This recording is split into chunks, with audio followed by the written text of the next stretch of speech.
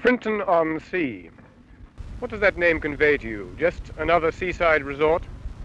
Or does it conjure up something rather exclusive? For Frinton is the place which prides itself on having neither pubs nor buses. But the tide of change may be threatening Frinton. A proposal has been put forward to build an 11-story block of flats on the seafront. And this proposal has split Frinton opinion down the centre.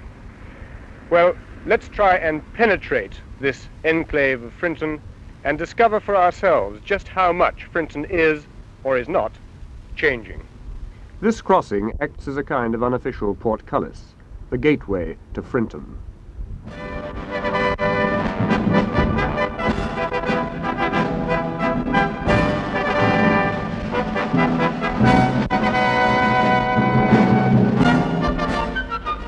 This is Connaught Avenue. Along this road no buses run, only the better types of motor car. In summer in this road you will hear the nicer type of accent. Look hard enough and you will, if you know about these things, see the ties of the more exclusive regiments and public schools. Look as hard as you like, you will never find a public house. There are some fine shops though, where one can buy cakes for afternoon tea. Delicious, crumbly, homemade cakes which tempt the shopper from behind elegant, bow-fronted windows. Or flowers, a necessity for gracious living. Clothes for the young Frintonian. Or novelties. Until recently, Frinton stood as unchanging as the Albany. Then the breakers started chipping at the Esplanade Hotel. To some this seemed the thin edge of a very thin wedge. Not so Mr. Hector Humphrey. Sad sight? No, I don't think so. It's an old building. It has to come down to make place for this new building that's going up. What is this new building that's going up? Well, I understand it's a block of flats about 100 foot high. But won't this skyscraper lower the tone of exclusive Frinton? Well, I don't like this word exclusive, to start with. It's not really a very exclusive place. It gives a sound of rather snobbishness that we haven't got here in actual fact. What sort of people do you think these new buildings will attract? New sort of person? No, I don't think so. I think they know Frinton as it is, and when they come to these flats, which they've got to pay, I understand, £5,000 each for, they must be coming to live in them because they like Frinton as it is, and I'm sure they won't feel like changing it. There'll be no risk of the running about with paper hats, eating fish and chips and candy floss. Not at £5,000? No, not at £5,000 each. No, they're the type that want to come to Frinton as it is now. Frinton certainly has a fine seafront. This is the greensward, where notice is worn that the grass is not for picnicking. In summer, the beach drink is often champagne. I met Hotelier Mr. Holden. Had he any strong views on the changing face of Frinton's front? Yes, I have very strong views.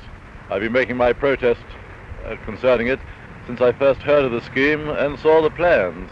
To have a concrete monstrosity that they've planned to have in Frinton on the front in the most prominent position in the town is quite unsuitable to the character of the town. I wonder if you could tell us something about the building, what it looks like. Well, it's to be 11 stories high, mostly in concrete, and built on stilts with an open carport underneath.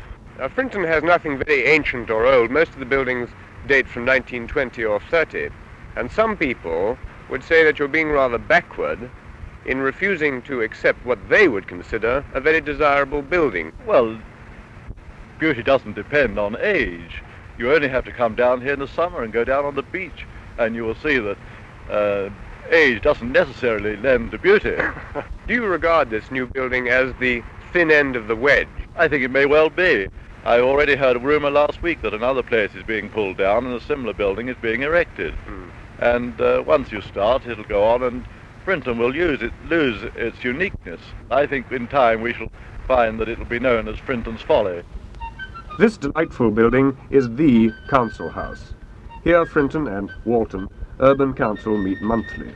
I talked to the chairman, Councillor William Narbut, at his home. You see, now we are getting so many bungalows, and of course a bungalow takes up a lot of ground, and there's only so much ground to be had.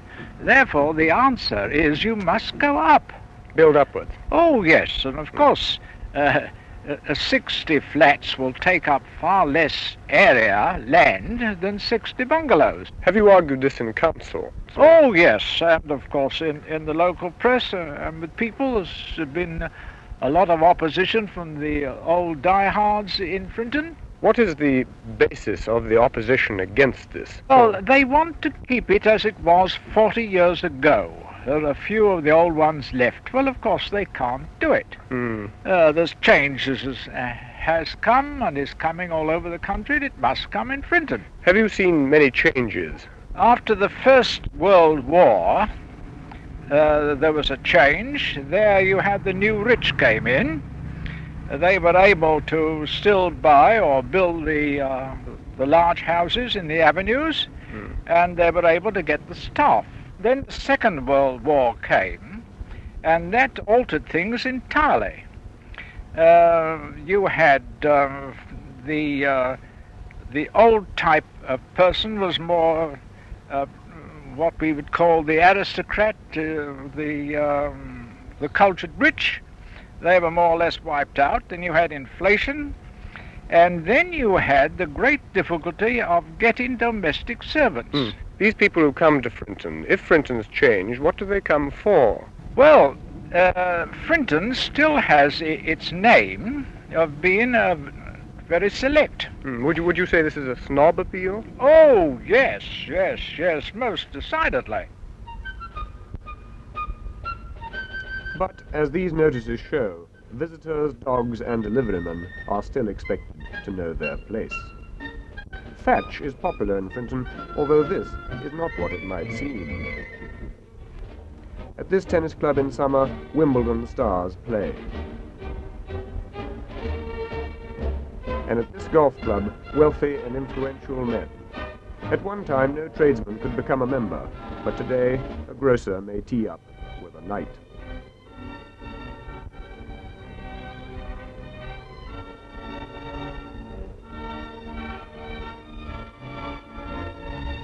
In one of these delightful avenues lives Mrs. Crawford, a councillor's I wife. saw you looking at the building which is being demolished. Were you looking in sadness or eager anticipation? I feel very sad about it. Oh, why is that? Well, Frinton is rather a lovely residential resort, and we feel that a block of flats is rather too urban for Frinton. You already have a great number of bungalows. Why don't you object to those? Oh, the bungalows are nice and neat and tidy, and they don't overshadow Frinton at all. Is there any other objection? No, I don't think so, except that such a building would be quite out of keeping with all the existing buildings and the houses which are beyond. There's nothing in this, is there, that Frinton wants to be different for the sake of being different, to keep out the modern trends? Oh, not in that sense. We just want to live a nice, quiet life, enjoying our greensward, our sand and our sea. What of the younger viewpoint? I asked this girl what there was for young people in Frinton. Well, there's not an awful lot, really. There are the Young Conservatives Club, and there's the Badminton Club. Tell me, are you a Young Conservative? No, I'm not myself. So, if you're not, where do you go if you're not a Young Conservative? Well, there's not really anywhere to go. I'm not a member of either of the clubs. And you'd like to see something done about this, Oh, would yes, you? yes, I would. For For 39 years, railwayman Jack Bright was custodian of the famous gates. I asked him how he viewed changes in Frinton. Well, my views are very sentimental. No. I don't want to see it go, and I don't want to see a big block of flats put up there, 10 and 11 story high, because it's not in the keeping with the seafront. Has anything changed at Frinton Station? Oh yes, it's changed quite a lot.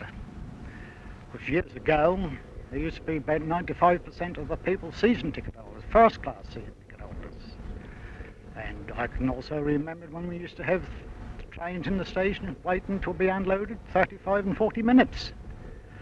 Oh, is that much luggage? And much luggage, you see. Now, I've heard about trains, but you've never had buses in Frinton, have you? Oh yes, we had a horse bus. Oh?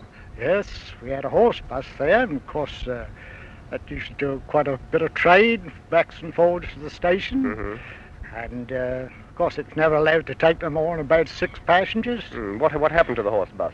Oh, the horse died and the driver retired, and they put the bus away, and I think it's under shelter now somewhere. And that was the end of that? That was the end of that. Frinton is changing. Bungalows are being built there which would not have been built 30 years ago. Tradesmen are now welcome at the clubs. Perhaps slightly fewer top people holiday at Frinton today. Von Ribbentrop has gone, and so has the horse bus. And the Greensward Hotel, though being demolished, is almost gone too. But Frinton, in this age of conformity, remains different. Is this such a crime?